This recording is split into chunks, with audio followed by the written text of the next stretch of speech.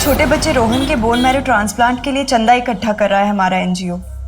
हाँ सर, 100, 500, 1000 जितना आप देना चाहें। प्लीज़ सर, एक छोटे बच्चे की ज़िंदगी का सवाल है सर। आप डोनेशन करेंगे तो उसकी जान बच जाएगी। हेलो शरद शुक्ला सर ने आपको अंदर बुलाया।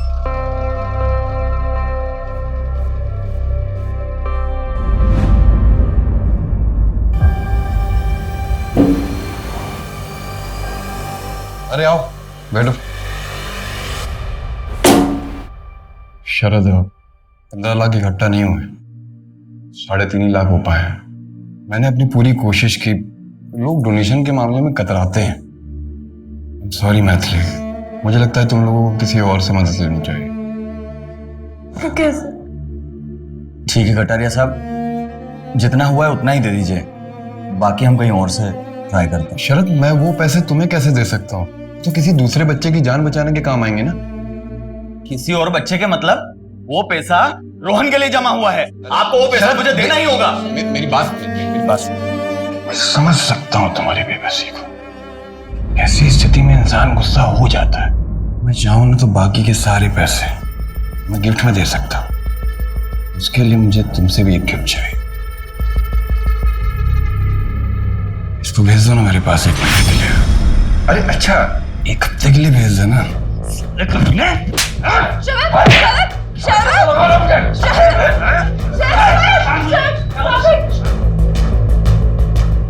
Calm down. Calm down.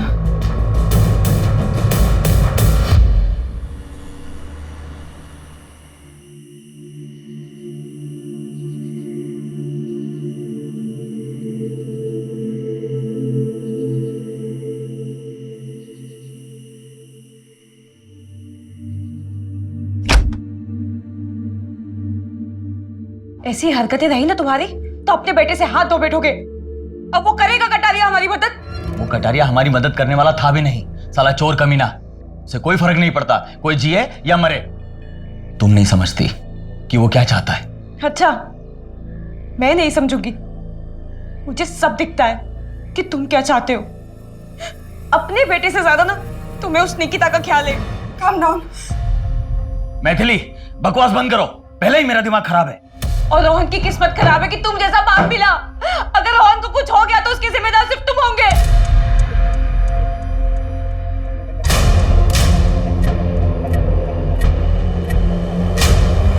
अरे अरे अरे अरे अरे, कहाँ जा रहे हैं शरद बाबू? पैसे कब लौटाएगा? गिद्धो साले तुम सबके सब, सिर्फ बोटियां नोचना आता है। क्या बोला बे? हाँ? एक तो अपने बेटे के इलाज के लिए हमसे कर्जा लिया और ऊपर से हमें आके दिखा रहा है। लौटा दूंगा तुम्हारे पैसे, निकल अभी यहाँ से, निकल।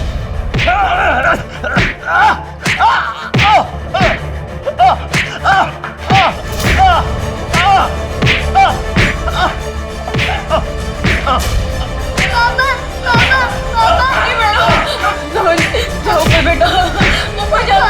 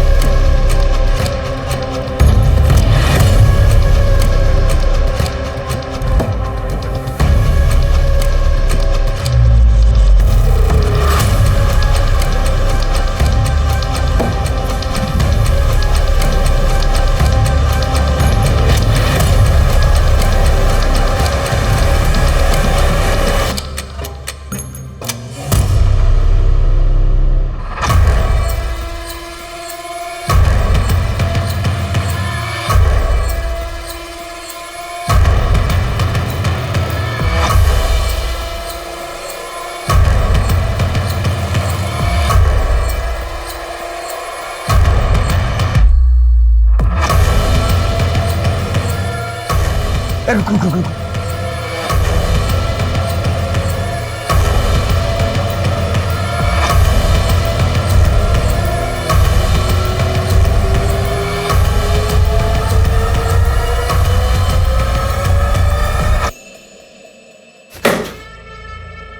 सारा पैसा ले गए।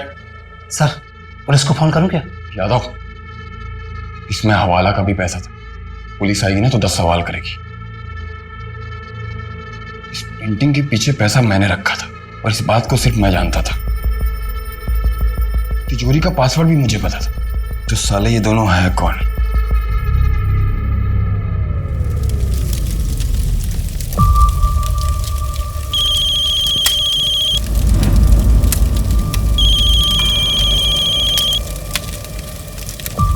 हाँ बोल। अभी आ जाऊं? आ जा। ठीक है, आधे घंटे में गेहूं खेड़ा के पास मिलते हैं। अरे वाह, मेरा शेर पढ़ाई कर रहा है। दवाई खाई बेटा?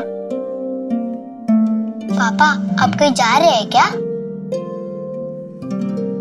हाँ बेटा, एक जरूरी काम से जा रहा हूँ। पापा मैं कब ठीक होऊंगा? बहुत जल्दी बेटा। और ये सब जो कर रहा हूँ ये तुम्हारे लिए ही कर रहा हूँ। बस मैं यूं गया और यूं आया, फिर मैं और मेरा शेर साथ में मस्ती करेंगे। बाय। बाय।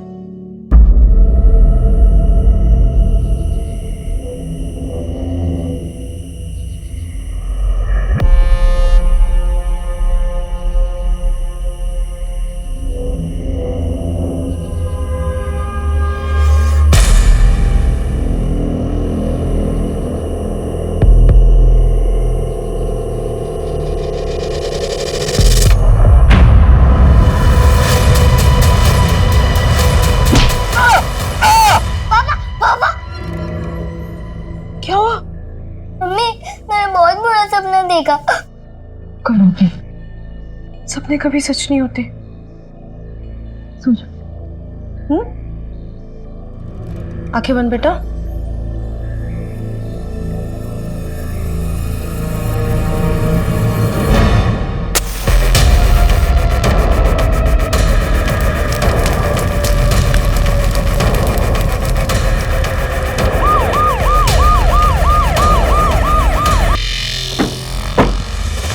आइए सर, आइए। ये देखिए, बॉडी को बुरी तरीके से जला दिया गया है।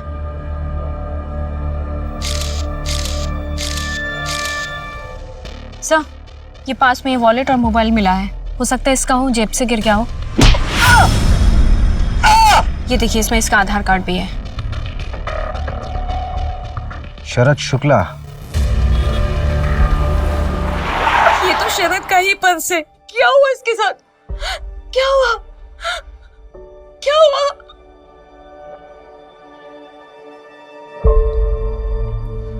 आओ बेटा, क्या नाम है आपका? रोहन। बहुत प्यारा नाम है। किस क्लास में पढ़ते हो आप? तीसरी। सब खत्म हो गया। अब क्या होगा हमारा? रोहन का इलाज कैसे होगा? आपने शरद को आखिरी बार कब देखा था? कल सुबह जब ऑफिस के लिए गए थे, उसके बाद नहीं देखा। सर, किसने किया शरद के साथ ऐसा? पता चला कुछ? आप कौन है? जी मैं अशोक शुक्ला। शरद मेरा छोटा भाई है। था। सर, शरद एक मामूली सा एमआर था। उसके साथ ऐसा कोई कैसे कर सकता है? इन्वेस्टिगेशन चल रहा है अभी। मैथिली जी, क्या हम आपका घर देख सकते हैं? आइए, मैं दिखाता हूँ। आइए। अशोक, ये रोहन को क्या बीमारी है? कैंसर। और उसी के बोन मैरो ट्रांसप्लांट के लिए शरद पैसे इकट्ठे करने में लगा था, पर हो नहीं पा रहे थे। कितने पैसों की जरूरत है? 15 लाख रुपए। 15 लाख?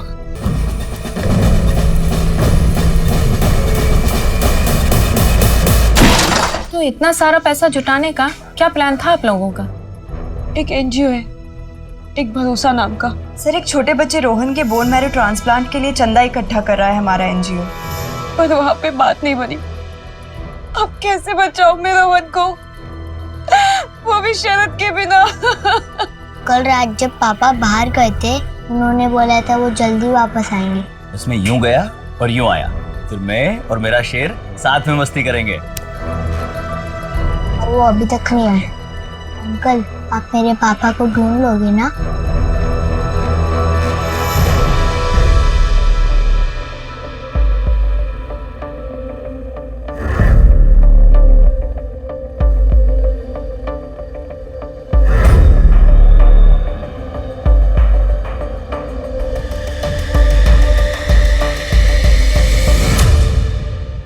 ये जो आपके चेहरे पर निशान है ये कैसे लगे? कुछ नहीं मैम, ऐसे ही गिर गई थी मैं। मेरा और शरद का झगड़ा हो गया था। हाथ उठाता था तुम पर? नहीं नहीं मैम, शरद ऐसा नहीं था, वो तो बहुत अच्छा पति था।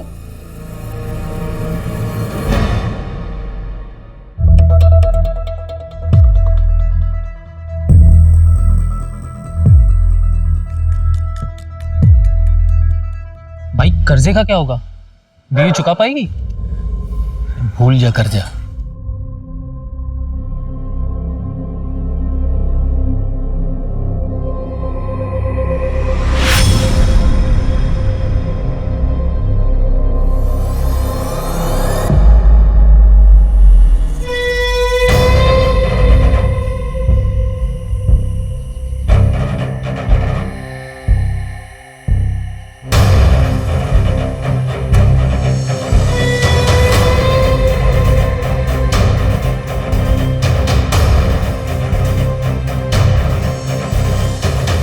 क्या हुआ?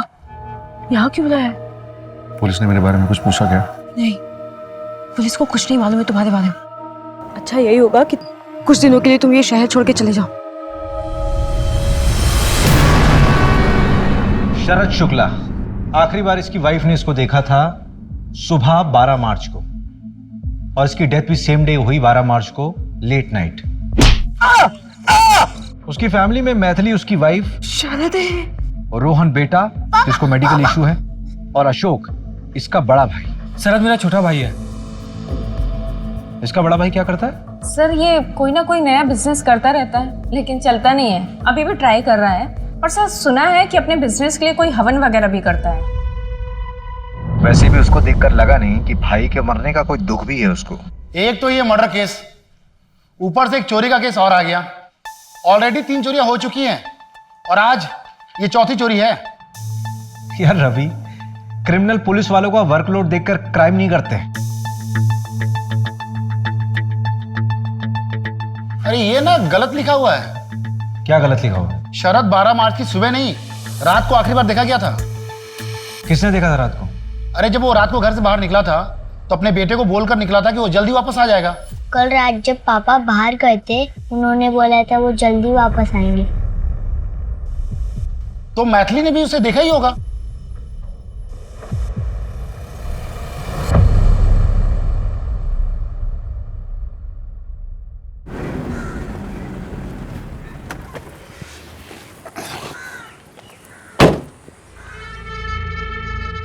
यादव, हाँ सर। वो देख सीसीटीवी, इसकी फुटेज निकलवा, कुछ ना कुछ मिलेगा। साहब वो बहुत खड़ूस आदमी है, देगा नहीं। 2 घंटे के अंदर मुझे इसकी पूरी फुटेज चाहिए, समझा तू? जी सर। जाना आप। सर जी फुटेज मिल गया। आजा।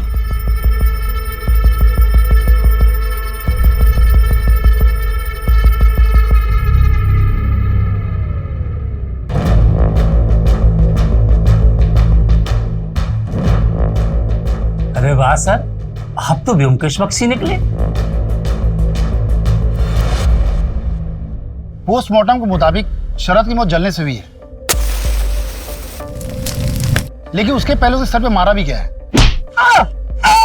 ताकि वो बेहोश हो जाए और उस बेहोशी की हालत में उसको जला दिया जाए। उसकी बॉडी में एक दवा के ट्रेसेस भी मिले हैं। कमल ने बताया कि इससे किसी को बेहोश भी किया जा सकता है। उस दवाई का इस्तेमाल डिप्रेशन के पेशेंट भी अक्सर किया करते हैं। शरद एमआर था, उसके बाद दवाइयों के सैंपल थे, और ये दवाई उसके घर पर भी मिली। रवि, हो सकता है कि घर के हालातों की वजह से वो डिप्रेशन में चला गया हो और उसने दवाई बिना प्रिस्क्रिप्शन के खुद ही ले ली हो। उसके ऑफिस वालों से बात करते हैं ना। सही कह रहे हो। मैथिली का क्या हो? कॉल रिकॉर्ड चेक किए हैं सर, लेकिन कुछ गड़बड़ तो नहीं लगी। लेकिन नजर रख रहे हैं सर, कहाँ जाती है, किससे मिलती है, देख रहे हैं।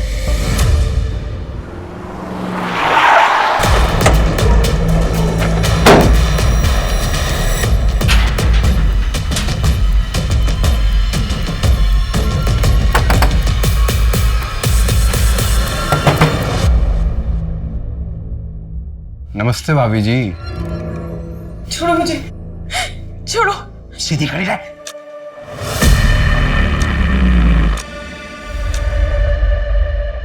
आपको पता था कि शरद सैंपल्स में से अपने लिए दवाइयां ले रहा था? काम तो उससे होता ही नहीं था। कोई भी डॉक्टर उससे मिलने के लिए टाइम देता ही नहीं था, और वैसे भी सारी दवाइयों के सैंपल्स उसी के पास पड़े रहते थे। लेता होगा, मुझे क्या पता उस बारे में। ऐसी दवाइयां लेने के बावजूद भी ऑफिस में वो मूर्खों जैसी हरकत करके गया है। Very good Yogesh. Thank you so much sir. Morning sir. Sir थोड़ा लेट हो गया, सॉरी सर। पूरे 50 मिनट लेट हो। सीखो कुछ योगेश से। 6 महीने पहले ही ज्वाइन किया है, एंड सी इज परफॉर्मेंस। कैसे हमारा सेल्स ग्रो कर रहा है। और तुम तो बस बहाने बनाने में पूरे हो। कभी मां बीमार है, कभी बीबी बीमार है, कभी बच्चे को कैंसर है। ऐसे जब करोगे तुम। इसकी मां भी बीमार है, लेकिन इसका ग्रोथ देखो। सर 47% ग्रोथ है। सर इसका ग्रोथ तो डाउन हो रहा है ना? बीच में बोलता है, बोलने का फायदा उठा ले। खराब हो गया। जान दे दूंगा। Behave yourself. Get out from here. शरद, संभाल तेरी 2 घोड़ी की नौकरी नहीं चाहिए मुझे। और तुझे तो मैं देख लूंगा साले। उस दिन से योगेश कभी ऑफिस में आया ही नहीं। हमने उसे काफी बार फोन किया, लेकिन उसका फोन ही स्विच ऑफ बता रहा है। हो सकता है कि वो शरद के डर से नहीं आता ऑफिस में। योगेश का एड्रेस मिल सकता है हमें?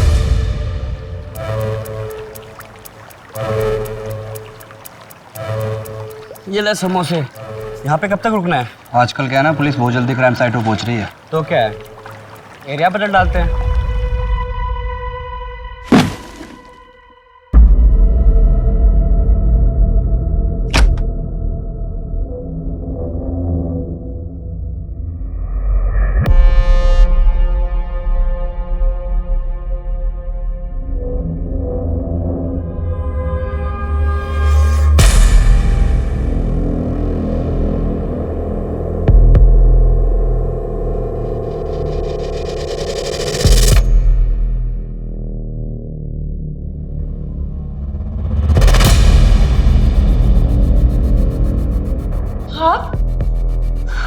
आप अंदर कैसे है?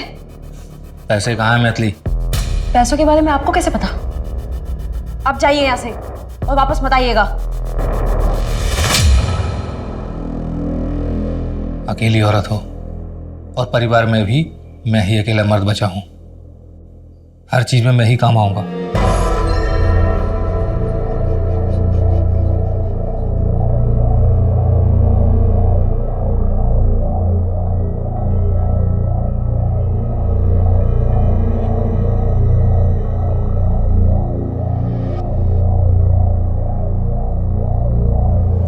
हाँ मैडम, अरे पूरी नजर बना के रखी है मैंने।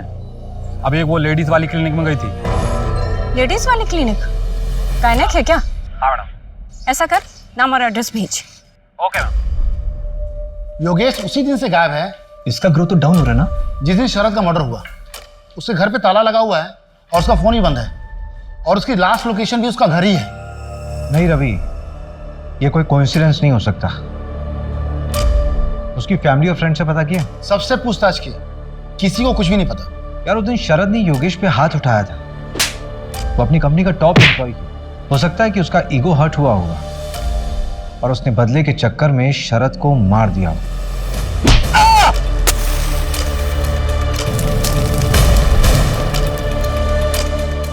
ढूंढो उसे।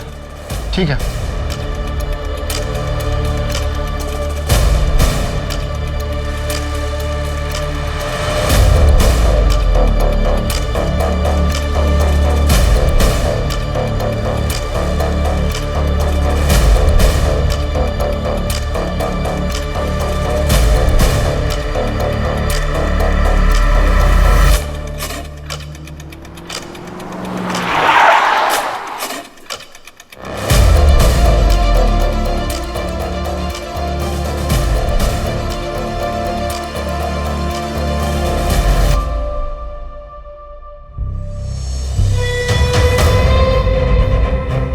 बता कहाँ है मेरा पैसा?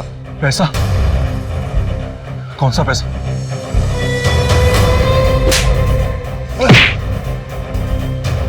देख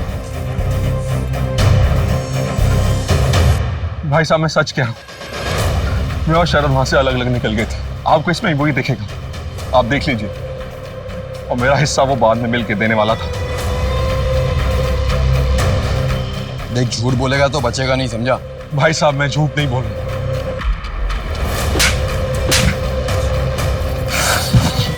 इस बार तो तुझे छोड़ दूं। अगर पता चला ना कि पैसे तूने छुपाए तो मर्डर केस बना दूंगा तेरा, समझा?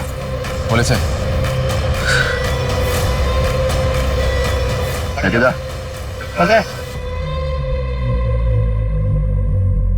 सर, बीबी कहती उसे नहीं पता और ये कहता ऐसे नहीं पता। दोनों में से कोई तो झूठ बोल रहा है। नजर रखो इस पे, खुद ब खुद पैसे तक लेके जाएगा।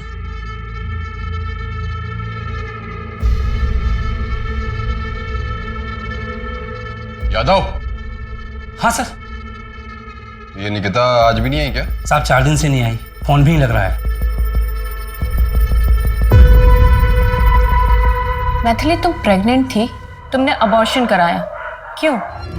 मैम वो अब शरद नहीं रहे ना, तो मैं अकेले दूसरा बच्चा कैसे संभालती? झूठ मत बोलो मैथिली, तुम्हारी रिपोर्ट पढ़ी है मैंने। तुम्हारे साथ जबरदस्ती हुई थी ना, चोट के निशान थे तुम पर।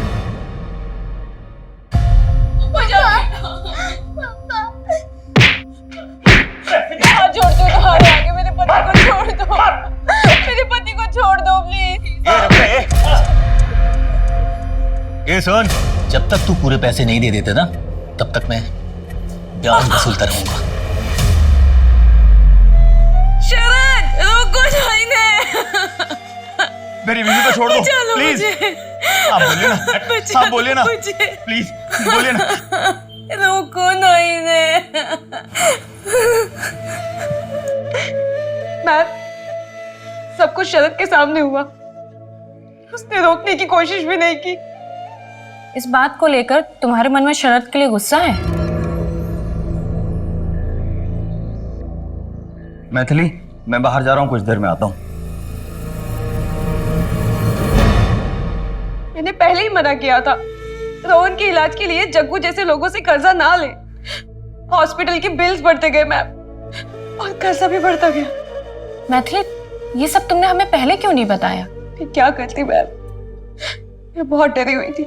शरद तो रहे नहीं, अगर मुझे भी कुछ हो जाता तो रोहन का कौन ध्यान रखता? हम हैं तुम्हारे साथ, ऐसा कुछ नहीं होगा। अच्छा मैथिली, तुम कुछ और तो नहीं छुपा रही हो ना? नमस्ते भाभी जी। नहीं मैम। मंजू, लेकिन मैथिली को ये बात हमें पहले बतानी चाहिए थी ना। सर, मुझे लगता है कि वो हमसे कुछ और भी छुपा रही है। क्या छुपा रही? वो तो पता नहीं, लेकिन शरद पर बहुत गुस्सा है। मंजू, कहीं ये मेन कल्प्रिट मैथिली तो नहीं है?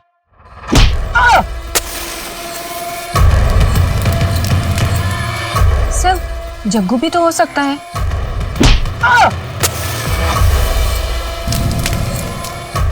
सस्पेक्ट तो बहुत से हैं। उठाओ से। Okay sir.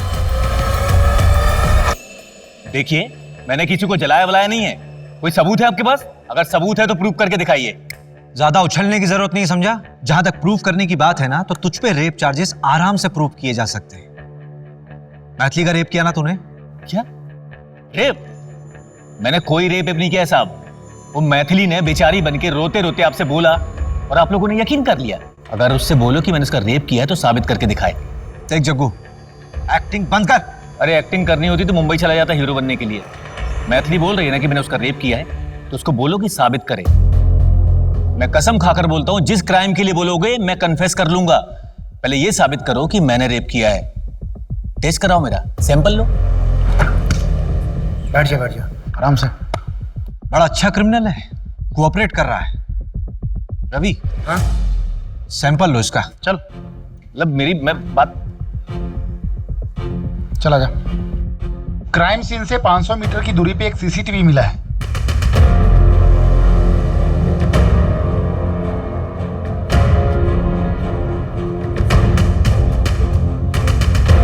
ये अरुण कटारिया है, जो एनजीओ चलाता है। ये शरद के घर से निकलने के कुछ देर बाद का ही वीडियो है ना? हाँ, एक बात और, शरद ने घर से निकलने से पहले अपने बड़े भाई अशोक को कॉल किया था। ठीक है, 10 बजे मिलते हैं गेहूं खेड़ा के पास। ठीक है। पर जब मैंने अशोक से पूछा था कि शरद से कोई बातचीत हुई थी क्या, तो अशोक ने बोला कि नहीं, जबकि कॉल ड्यूरेशन 2 मिनट का था। अशोक और कटारिया दोनों को उठाओ। शरद का उस रात कॉल आया था, ये बात छुपाई क्यों? सर छुपाई नहीं, भूल गया था। तेरा भाई मरा था, उसका मर्डर हुआ था। उस मर्डर वाली रात तेरे भाई ने तुझे कॉल किया था और तू भूल गया। तुझे क्या लगता है कि हम कल पैदा हुए हैं? देख, तू मुंह खोलेगा या मैं अपने तरीके से खुलवाऊं?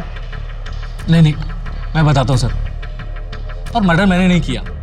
उस रात शरद को मेरी हेल्प की जरूरत थी, उसके बाद कहीं से बहुत सारा पैसा आ गया था। भैया मेरे पास ना कुछ पैसे हैं रोहन के इलाज के लिए, आप 1-2 दिन अपने पास रख लीजिए और आप ये बोलकर मैथिली के सामने दे दीजिएगा कि आपने कहीं से इंतजाम किया है रोहन के इलाज के लिए।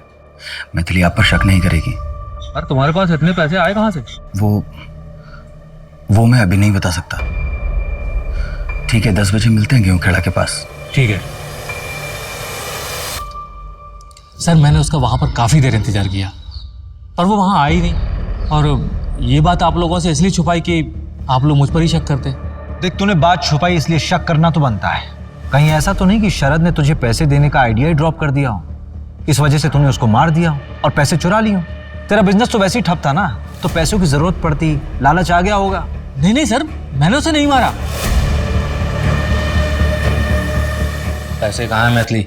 तूने कुछ किया या नहीं किया ये तो हम पता कर लेंगे, लेकिन अगर कुछ किया होगा ना तो बचेगा नहीं। तो जिस वक्त तेरा फोन आया था उस वक्त का लोकेशन रतिबड़ की जंगल के आसपास था। क्या कर रहा था वहां? सर वहां पर जानवरों को दाना डालने के लिए गया था, मेरा बिजनेस अच्छा चले इसके लिए।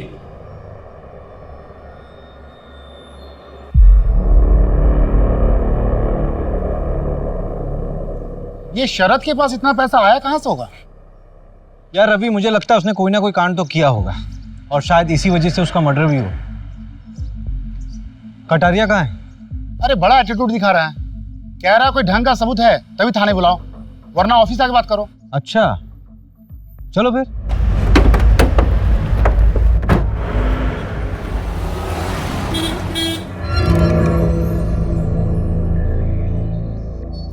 नमस्ते नमस्ते।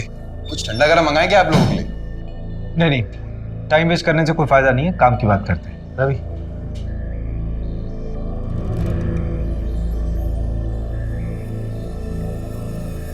अच्छा दिख रहा हूं ना मैं? हाँ सर, एकदम हीरो। हीरो नहीं, विलेन। ये लीजिए सर। हाँ तो आप क्या पूछ रहे थे? शरद को क्यों मारा? मेरे ऑफिस से पैसे चुराए थे उसने और मारा नहीं, पीटा सर। मेरे पैसे चुराएगा? ये बता मेरा पैसा कहाँ है? सर वो मैंने हॉस्पिटल में जमा कर दिया, मैं कल लाके सर दे दूंगा पक्का। और अगर कल लाके नहीं दिया ना तो जिंदा जला दूंगा सर। कल ले आऊंगा सर पक्का। निकला जिंदा जला दूंगा ऐसा कहा था सर, शायद उस दिन माता बैठी थी जबान पे, मैंने तो बोला जला किसी और ने दिया। अरे सर, जब वो अगले दिन मेरे पास पैसे लेकर आने वाला था तो मैं उसे क्यों मारूंगा?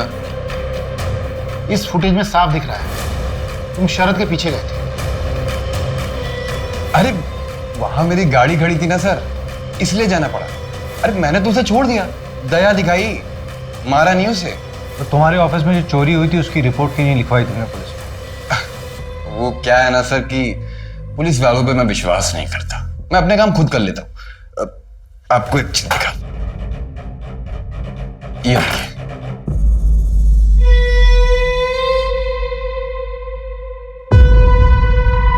ये जो फोन में आपने फुटेज दिखाई ना मुझे, इसको इकट्ठा करने के लिए आपको 1 हफ्ता लग गया, लेकिन मैंने तो 1 दिन में इकट्ठा कर ली।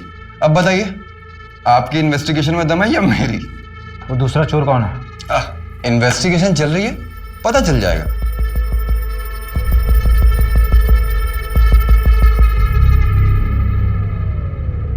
इसके ऊपर ना जरूर बड़े नेता लोगों का हाथ है, वरना इसकी इतनी हिम्मत नहीं होती। ये योगेश अभी तक फरार है और वो जग्गू और अशोक, उन पर तो शक करना लाजमी है। उस रात को शरद को पीटने वाला भी ये कटारिया था। और जिस हिसाब से कॉन्फिडेंटली बात कर रहा है, लग तो रहा है कि मर्डर कोई और होगा, लेकिन ये भी हो सकता है कि हमें बेवकूफ बना रहा हो, सारा कांड इसी का किया हुआ हो। अरे ऐसे केसेस हमारे पास ही क्यों आते हैं? पहले से हम इतना काम करते हैं। इस केस में सबसे बड़ा सवाल पता है क्या है? कि शरद के साथ वो चोरी करने वाला दूसरा आदमी कौन था।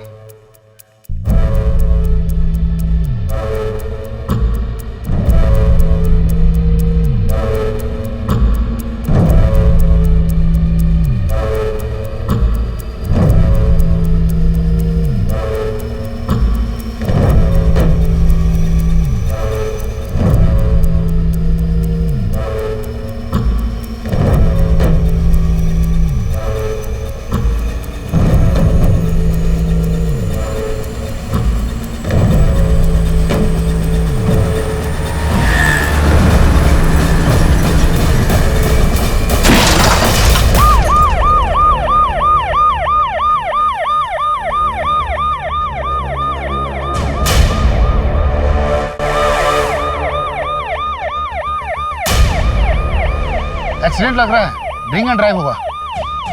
एक काम कर रवि, कमल को बोल 12 घंटे के अंदर मुझे इनिशियल रिपोर्ट चाहिए, बाकी डिटेल्स बाद में सबमिट कर देना। हाँ ठीक है। अशोक की ऑटोप्सी रिपोर्ट। कमल ने कमाल कर दिया, 12 घंटे बोला था, 10 घंटे में रिपोर्ट दे दी।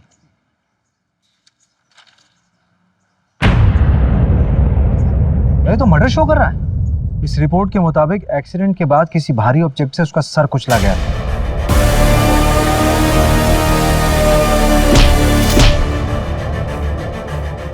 इसका मतलब ये एक्सीडेंट वाली स्टोरी हमें भटकाने के लिए दिखाई गई। कहीं ये कटारिया के पैसे इसके पास तो नहीं थे?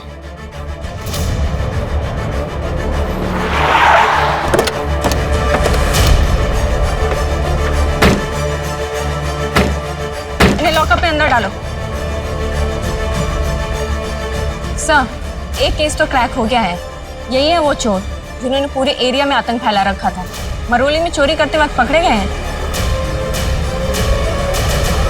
शहर में इतने सीरियस क्राइम हो रहे हैं और तुम लोग ये चोरी वोरी करके हमारा काम क्यों बढ़ा रहे हो भाई?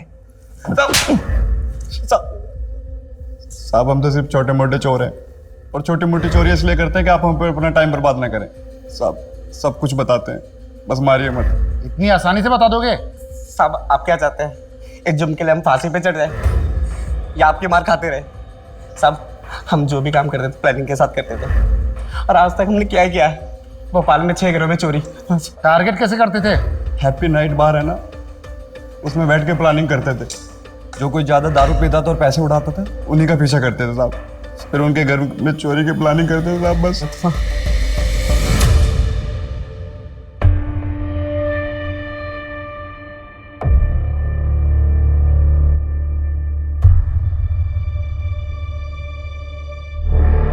सर। हाँ बोलो। सर मुझे पुलिस प्रोटेक्शन चाहिए। Police protection? जी सर। क्यों, कौन हो तुम? एक सेकंड, तुम वही हो ना शरद के साथ जो चोरी कर रहे थे कटारिया के वहां? हाँ सर। तुम्हें पुलिस प्रोटेक्शन चाहिए? चल चल चल, जेल में डालेंगे तुमको। वहां ना A1 पुलिस प्रोटेक्शन मिलेगी तुमको। चले चल। सर मैं मानता हूँ कि मैंने चोरी की है, पर अब पैसे मेरे पास नहीं है सर, और शरद की मौत के बाद मेरी जान को भी खतरा है सर। पैसे किसके पास है? मुझे नहीं पता सर किसके पास है, हो सकता है शरद की गर्लफ्रेंड के पास हो। शरद की गर्लफ्रेंड? जी सर, निकिता।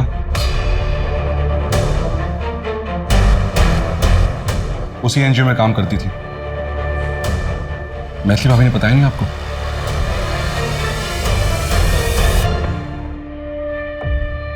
मम्मी हम कहाँ जा रहे हैं? हम जबलपुर जा रहे, तुम्हारी मौसी के यहाँ। अशोक अंकल भी आएंगे क्या हमारे साथ? नहीं, अब वो कभी नहीं आए। बेटा, हम ये शहर छोड़ के जा रहे हैं। तुम्हारी मौसी के यहीं पे तुम्हारा इलाज होगा, ठीक है? तुम यहीं रुको, मैं अभी आती हूँ।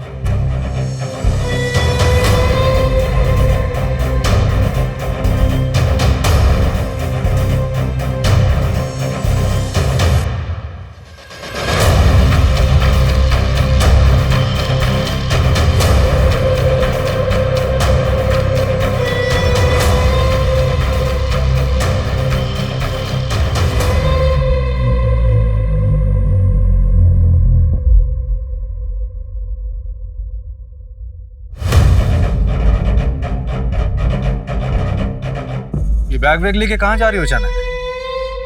वो मेरी बहन के घर जा रही हूँ, जबलपुर। बैग दिखाइए। बैग में कुछ नहीं बैग है, दिखाइए। बोल ना बैग में कुछ नहीं है मैम।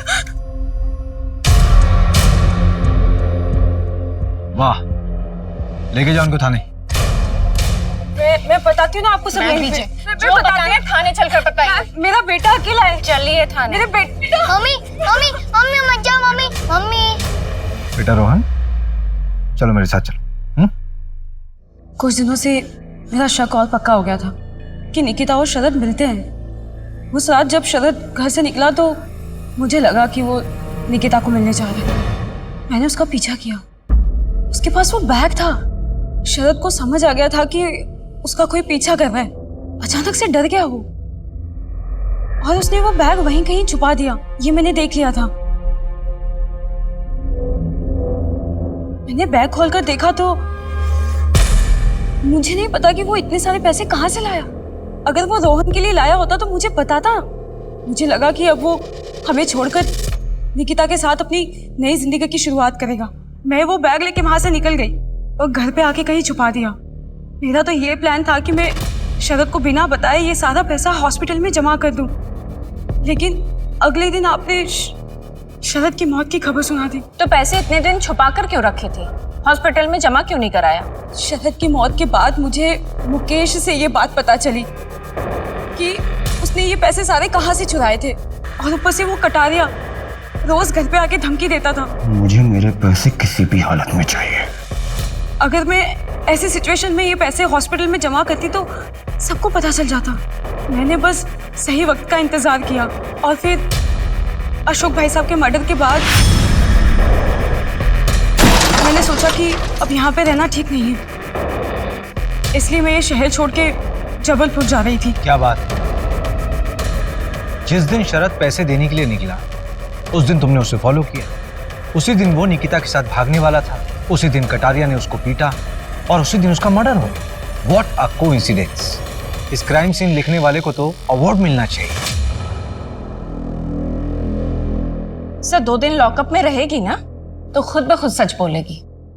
नहीं नहीं, रहने दो मंजू, वो रोहन अकेला रह जाएगा। एक काम करो, उस पर सिर्फ नजर रखो। इस शहर छोड़कर फिर बाहर नहीं जानी चाहिए।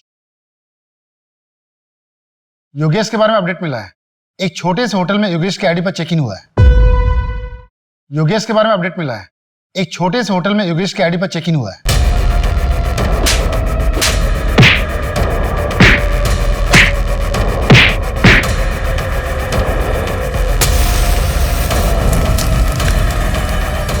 बस 2 ही दिन रुका था, कल ही चेकआउट किया।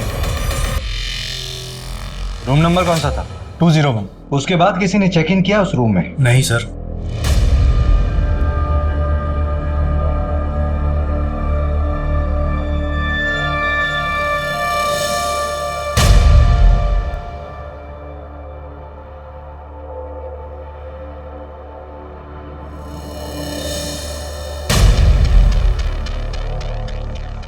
रवि, ये बंदा 2 या 3 दिन में होटल बदलता होगा। बहुत स्मार्ट बंदा है।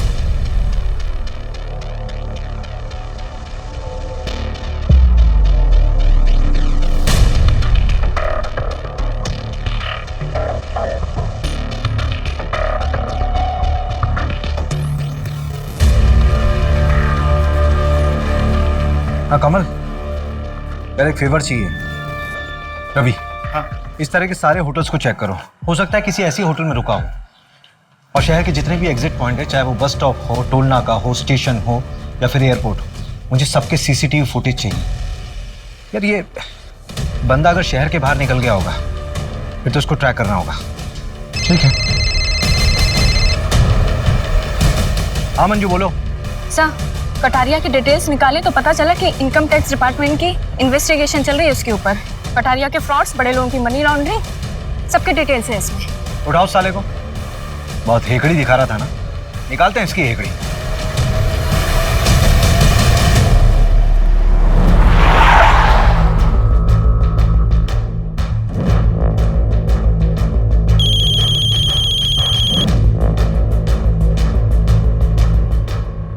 हेलो भाभी, सुना है पैसे का बैग आपके पास था? कहीं शरद को आपने तो नहीं? चलो बेटा।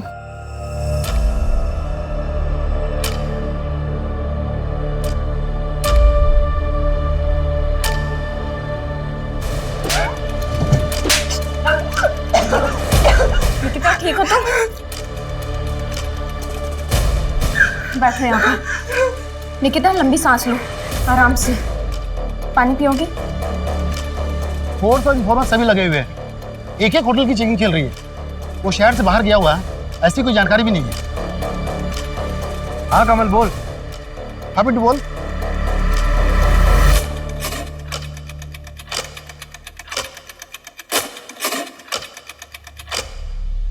योगेश का पता चल गया है, एक लॉज में ठहरा है। चल।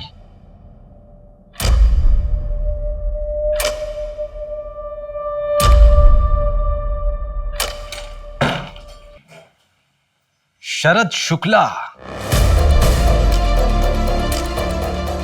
तेरा गेम ओवर। जिस लास्ट होटल में तू रुका था ना, वहां पे हमें ओजा सैन का पता दिखा। वहीं मुझे शक हो गया कि कोई और नहीं तू ही है। चल, तेरा अवार्ड लेने का टाइम आ गया है। इस कहानी का राइटर भी तो तू ही है ना? लेकर चल इसको। चल। Sir sir sir sir sir देख, ये पार्टी मुझे बड़ी लग रही है, इसी को पकड़ते हैं। तूने इसके हाथ की घड़ी देखी? महंगी लग रही है यार। यार वो घड़ी मुझे चाहिए, मेरे साले ने मुझसे गिफ्ट मांगी है। तो फिर इसी को टारगेट करते हैं। पर वो क्रिमिनल है, बड़े लोगों के लिए मनी लॉन्ड्रिंग का काम करता है एनजीओ के जरिए। मैं कुछ करना चाहता हूँ और इसमें मुझे तुम्हारी जरूरत है। चोरी करते हैं, कटारिया के ऑफिस में पैसा है। कमाल का कोइंसिडेंस है। जहां ये चिंदी चोर रंजन और मट्टू बैठकर प्लान करते थे, वहीं पर एक क्राइम भी प्लान हुआ। तुमने मैथिली से सब कुछ छुपा के रखा हुआ था। उस रात जब तुम बैग लेके घर से बाहर निकल रहे थे तो मैथिली ने तुम्हें देख लिया था, और इतने दिनों से वो बैग उसी के पास था। मैं मैथिली को सब कुछ बताने ही वाला था। और निकिता का क्या? उसको भी कुछ नहीं पता था। चलो एक काम करो राइटर साहब, अपनी कहानी अपनी जबानी बताओ। बैग छुपाने के बाद मैं कटारिया की पकड़ में आ गया था। मेरे पैसे चुराएगा। पहले मैंने सोचा था कि अशोक भाई साहब के जरिए पैसा घर में आ जाएगा और मैथिली को शक भी नहीं होगा, लेकिन कटारिया को पता चल जाने के बाद मुझे अपना पूरा प्लान चेंज करना पड़ा और कटारिया मेरा पीछा नहीं छोड़ता, इसलिए मुझे अपनी मौत का नाटक रचना पड़ा। और इसलिए तुमने योगेश को मार के जला दिया, अपनी कुछ चीजें उसके पास छोड़ दी ताकि सबको लगे कि मौत तुम्हारी हुई। गलती हमसे भी हुई है, हमें लाश का डीएनए करवा लेना चाहिए था। शरद, तू? भाई अंदर बैठ के बात करते हैं ना। शरद बहुत बुलाए तूने यार। भाई मैं 1 मिनट में आया वॉशरूम से। कहाँ जा रहा भाई? रुक, बस आ रहा है। कहाँ जा रहा है? बैठ ना। अरे यार, उसकी शराब में मैंने ओजा सैन मिला दी थी ताकि उसे होश न रहे, फिर मुझे उसे मारना पड़ा। शरद, क्यों? मेरे पास कोई चारा नहीं था। अपने बेटे को बचाने के लिए मुझे दुनिया के सामने मरना ही होगा। फिर मैं उसे वहां ले गया और आग लगा दी।